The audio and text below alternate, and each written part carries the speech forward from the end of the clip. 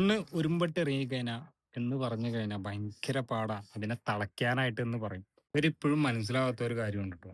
ഇവരെ സൗന്ദര്യം കണ്ടിട്ടോ, അല്ലെങ്കിൽ ഇവരെ ടാലന്റ് കണ്ടിട്ടോ, അല്ലെങ്കിൽ ഇവരെ പ്രകടനം കണ്ടിട്ടോ അല്ല ആരും ഇന്ന് ഇവരെ ഒരു ഉദ്ഘാടനത്തിനോ, അല്ലെങ്കിൽ മറ്റു മാധ്യമങ്ങളിൽ ഇന്റർവ്യൂവിനോ, അല്ലെങ്കിൽ ആ കാര്യങ്ങൾക്ക് വിളിക്കുന്നതോ അതിന് ഒരേ ഒരു പേരുള്ളൂ. അതിന് ഇവർക്ക് ഒരേ ഒരു ലേബലുള്ളൂ. കൊല്ലം സുധി എന്ന് പറയുന്ന ഒരു വ്യക്തി നല്ലൊരു ആർട്ടിസ്റ്റ് ആയിരുന്നു. അതുപോലെ തന്നെ നെഗറ്റീവുകൾ വളരെ കുറവുള്ള ഒരു വ്യക്തിയായിരുന്നു. മറ്റുള്ളവരെ ചിരിപ്പിക്കാൻ വളരെ ഇന്ന് നേരെ തിരിച്ചാണ് ഉൾട്ടയായിട്ടാണ് ഇവരുടെ സംഭവം. അപ്പൊ ഇവർക്ക് ഇപ്പോഴും മനസ്സിലാവാത്തൊരു കാര്യം ഞാൻ സുധിയുടെ വൈഫ് ആയതുകൊണ്ടാണ് ഇന്ന് എല്ലാവരും എന്നെ വിളിക്കുന്നതും, അല്ലെങ്കിൽ പരിപാടികളിലേക്ക് ക്ഷണം വരുന്നതും, വന്ന് മറ്റുള്ള ജനങ്ങൾ ഇവരെ ഏറ്റെടുത്തിരിക്കുന്നത് എന്ന് കുറച്ചുകൂടി മനസ്സിലാക്കിയാൽ ഒരുപക്ഷെ ഇങ്ങനെയുള്ള ആഭാസകാര്യങ്ങൾ നമുക്ക് കാണാതിരിക്കാൻ വരൂലേ തന്ത വൈബ് അയ്യേ. സാമ്പത്തിക ദാരിദ്ര്യം എവിടെയുണ്ടോ അവിടെയൊക്കെയാണ് ഇതുപോലുള്ള കാര്യങ്ങൾ വന്ന് അത്യാവശ്യം പബ്ലിസിറ്റിയും അതുപോലെ തന്നെ ക്യാഷും ഉണ്ടാക്കാനൊക്കെ വരുമാന മാർഗമൊക്കെ നോക്കുന്നത്. അതുള്ളതാണ് ഇന്ന് കേരളത്തിലാണ് ഏറ്റവും കൂടുതൽ എന്ന് എനിക്ക് തോന്നുന്നത് കേട്ടോ. ഇത് നിങ്ങൾക്ക് അറിയാവുന്ന ഒരു വ്യക്തി തന്നെ നമ്മുടെ കൊല്ലം സുധി എന്ന് പറയുന്ന ആ ഒരു വ്യക്തിയുടെ വൈഫാണ്. കുറെ കാലം ഒരു കുഴപ്പമുണ്ടായില്ല. അത്യാവശ്യം നല്ല രീതിക്കൊക്കെ ആയിരുന്നു കൊല്ലം സുധി ഉള്ളിടത്തോളം കാലം.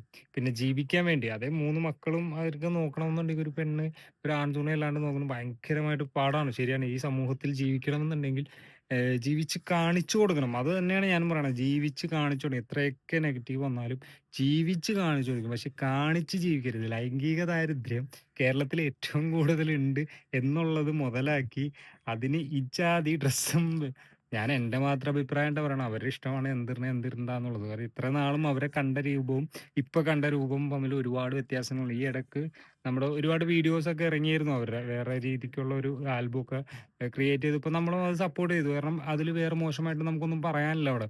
അത് അവരുടെ കരിയർ അവർ മുന്നോട്ട് കൊണ്ടുപോകാനും അല്ലെങ്കിൽ അവരുടെ പ്രൊഫഷണലായിട്ട് അവർക്ക് മുന്നോട്ട് പോകാനും ജീവിക്കാനും വേണ്ടിയാണ്. ഇപ്പോൾ കല്യാണമൊക്കെ കഴിഞ്ഞു.